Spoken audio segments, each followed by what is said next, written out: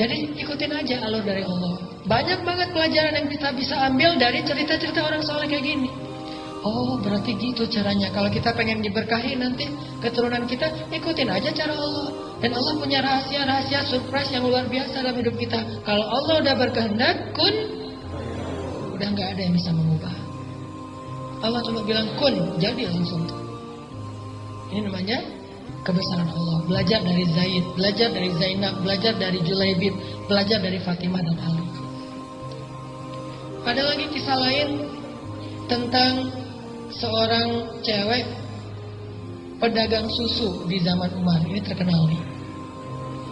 Umar tuh kalau malam-malam suka belusukan, melihat rakyatnya ke gang-gang gitu.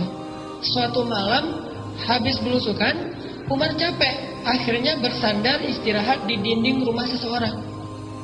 Bersandar. Lagi bersandar ngedengerin percakapan obrolan antara seorang ibu sama putrinya, sama anaknya. Kata ibu itu, wahai putriku, campurlah susu itu dengan air supaya kita dapat untung lebih besok di pasar.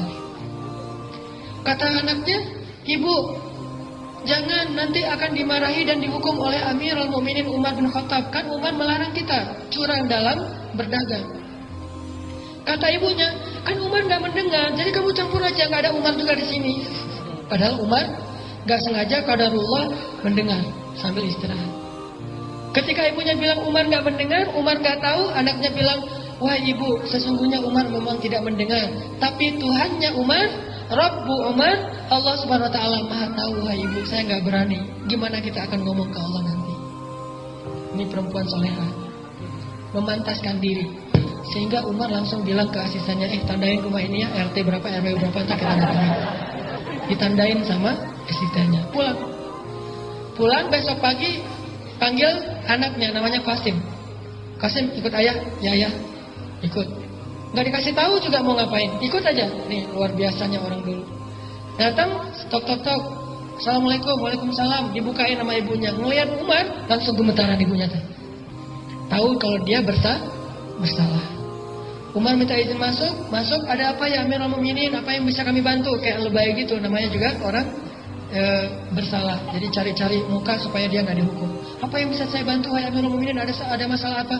Umar mengatakan, semalam saya nggak sengaja lagi istirahat bersandar di dinding rumah ibu, dan saya mendengar percakapan ibu dengan putri ibu tentang susu itu. Langsung dia nangis. Maafin saya, wahai Amirul Mukminin, saya nggak jadi ngelakuin, saya dan segala macam, saya silap, saya maafin saya dan segala macam. Terus dia bilang, sesungguhnya Allah itu Maha Pengampun lagi Maha Penyayang. Sesungguhnya Allah itu Maha Pemaaf, kata si ibu ini. Dan Umar mengatakan, tapi Allah juga Maha Menghukum dengan hukuman yang berat. Jadi jangan cuma ngambil Asmaul Husna yang nguntungin kita.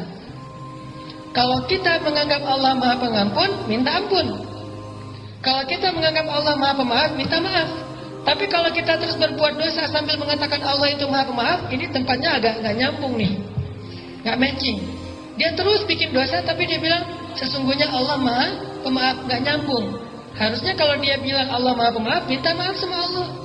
Kalau dia bilang Allah Maha Pengampun, istighfar kepada Allah, pasti Allah ampuni. Tapi kalau dia terusin dosanya sambil mengatakan Allah Maha Pengampun, dia tuh kayak memfitnah Allah. Atau ngenuduh Allah seolah-olah Allah itu kayak gak tahu apa-apa gitu. Dia mah orangnya polos, gak usah dihiraukan. Kan gitu kan ya. Seolah-olah Allah itu polos.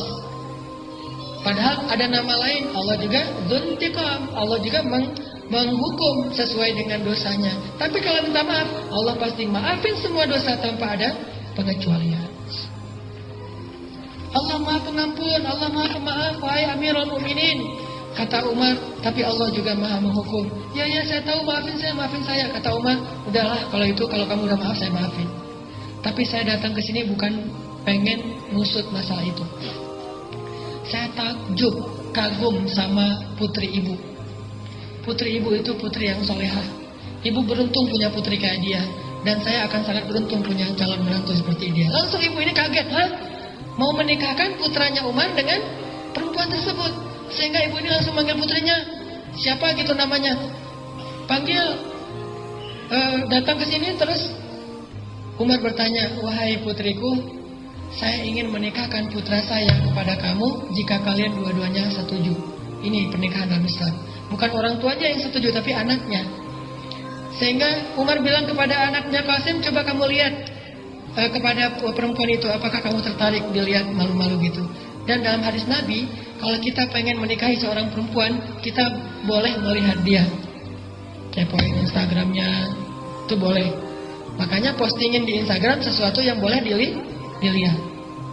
Kan ada sahabat yang pengen nikah dengan seorang cewek tapi gak pernah ngelihat ceweknya. Sehingga Nabi bertanya, kamu udah ngelihat orangnya? Belum ya Rasul? Ya udah lihat. Akhirnya kata dia, saya pun mencuri-curi pandang. Mencuri-curi pandang bahasa kita stalking. Akhirnya saya pun mencuri-curi pandang dari balik dinding, lihat, oh itu ceweknya. Udah lihat? Udah ya Rasul, gimana? Saya terima, ya udah nikah. Nih, Umar nyuruh anak laki-lakinya melihat ceweknya dulu. Jadi yang ditanya laki-lakinya dulu. Jangan perempuan dulu. Kalau perempuan udah setuju, tiba-tiba laki-laki nggak setuju, kasihan. Perempuan perasaannya lebih peka. Mending laki-lakinya ditolak daripada cewek yang ditolak. Ini etika Islam. Umar tanya ke anaknya, gimana? Saya terserah ayah. Oke, berarti ya. Baru tanya ke perempuannya, nah, gimana? Kamu mau nikah sama putra saya? Ibunya langsung motong. Wah, siapa yang gak mau? Insya Allah dia setuju, wahai Amirul Mukminin. Ibunya yang ngomong. Kata Umar, bukan kamu, tapi anak kamu. Ibunya ini agak-agak ceplas-ceplos gitu ya. Oh iya, ya. Gimana? Kamu mau nggak? Mau kan? Mau kan? Gitu dipaksain anaknya. Anaknya nggak ngomong, diam aja. Terus ibunya komen lagi. Ibunya ini suka komen, asal ada postingan komen. Anaknya diam aja, ibunya yang komen. Itu kan Amirul Mukminin, kata Nabi juga, diamnya seorang perempuan artinya setuju. Ya udah kalau gitu nikah. Dari pernikahan ini akhirnya lahir anak, lahir lagi anak, anak dari mereka, cucu dari mereka kelak menjadi seorang khalifah, presiden paling sukses sepanjang sejarah yang bernama Umar bin Abdul Aziz. 2,5 tahun memerintah, mengubah orang miskin, sampai satu negara nggak ada lagi yang mau menerima zakat. Umar bin Abdul Aziz. Ini gara-gara model pernikahannya tuh, ta'arufan jadiannya itu luar biasa. Apa pelajarannya di sini? Ternyata kalau kita pengen dapat imam yang paling keren, pantaskan diri kita untuk mendampingi dia. Kalau kita pengen punya makmum yang solehah kayak Khadijah, pantaskan diri kita seperti Rasul untuk menjadi imam bagi dia. Gak mungkin seorang imam yang gak bisa baca Quran ngimamin makmum yang hafiz 30 juz. Ini agak-agak gak sesuai dengan fikih ini. Kalau kita pengen ngimamin orang-orang yang hafiz, kita hafalannya harus lebih banyak. Kalau kita pengen ngimamin seorang cewek yang solehah, yang taat, kita harus lebih soleh. Gitu juga cewek. Kalau mau diimamin oleh imam yang soleh, kita harus memantaskan diri biar kita gak banyak protes. Karena kalau kita gak pantas, imamnya udah jalan kemana, kita gak nyambung. Kok gini, kok gitu, kok gini, kok gitu. Makanya Allah gak mempertemukan kita. Daripada bertemu nanti malah rame. Kayak misalnya kita baru hijrah, jadi masih anak baru lah, belum pro, hijrahnya masih amatiran, baru belajar. Sama kayak saya juga baru belajar, baru hijrah, belum terbiasa ke masjid, langsung ikut acara sholat tahajud 1 juz. Ini kan luar biasa ya. Nggak apa-apa sih, cuma nanti kita lihat aja hasilnya. Makanya saya sering cerita, saya pernah ngadain acara tahajud di satu masjid di Al-Latif di Bandung, 1 malam 1 juz. Yang jadi makmum itu anak-anak yang baru hijrah luar biasa, tatoan, rambutnya gondrong, tapi sholat. Di rakaat di shaf paling depan. Begitu saya takbir, baru baca beberapa ayat, udah pada nangis di belakang. Saya heran, wah masya Allah, ini orang baru hijrah langsung ngejos ya, lebih soleh dari saya nih. Belum apa-apa udah nangis. Akhirnya saya ngerasa nggak enak hati. Udah deh, saya nangis juga gara-gara mereka. Nangis. Nggak enak sama makmum. Nangis dan nangis juga. Nangisnya luar biasa. Begitu selesai sholat saya tanya, kok kalian bisa gitu ya sholat khusyuk banget sampai nangis-nangis segala? Ustadz, itu bukan khusyuk kata mereka. Ustadz bacanya kepanjangan. Ini nih kalau nggak nyambung makmum sama imam. Kenapa kok kita pengen punya imam yang sholat tapi belum datang juga? Karena mungkin kita belum menjadi seperti perempuan itu yang memantaskan diri buat dia. Kecuali kita pengennya yang biasa-biasa aja, besok juga bakalan datang. Karena kita pengennya terlalu tinggi, idealis, keren. Berarti kita juga harus minimal mendekati. Saddidu wa qaribu, kata Nabi. Persiskan diri kalian, pantaskan diri kalian, atau minimal dekati sesuatu yang baik itu. Baru nanti dia datang. Jadi kalau pengen mempercepat kedatangan imam yang idaman itu, maka ayo kita akselerasi, memperbaiki diri sampai kita pantas bagi dia. Kalau pengen cepat bisa diterima lamarannya oleh seorang cewek yang idaman banget, maka pantaskan diri kita untuk ngimamin dia.